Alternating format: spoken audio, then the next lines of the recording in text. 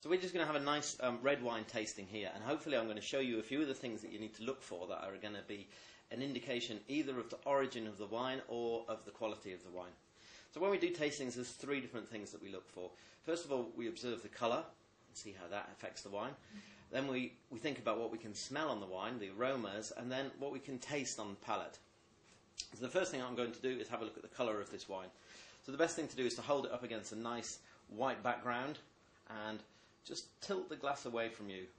And I can see in this wine, the deepest part of the wine, closest to the stem, which we call the bowl, that's really kind of dark purple, almost black. So that's indicating quite a young wine. And then when we look at the wine, as it gets to the edge of the glass, as it gets to what we call the rim, it's still quite a lot of colour against the rim there. So that again is another indication of youthfulness in wine.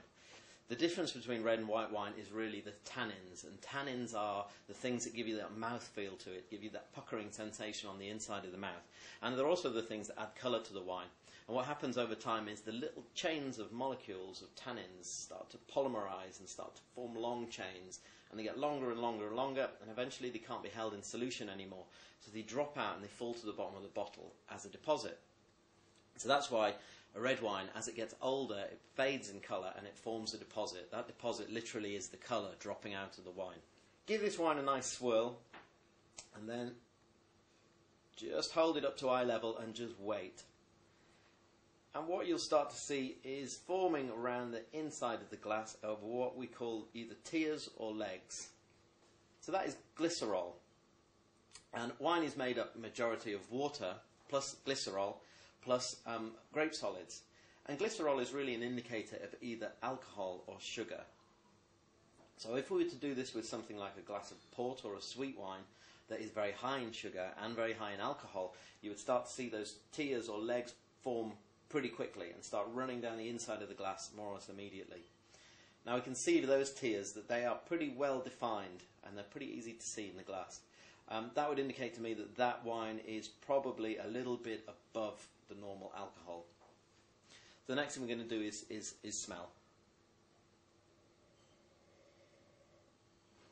So the nose on this wine is quite youthful. The main thing that we get initially is called primary fruit, and that's the sort of the really sort of raw blackberry, blackcurrant, deep cherry, kind of raspberry fruit that comes off this wine. Also, we get hints of a little bit of smoke character to it, which probably means that it's been aged in wood barrels, and it's giving that slightly smoky, almost caramel character to it. And it's a little bit meaty, it's a little bit sort of rustic and gamey. So the next thing I'm going to do is taste.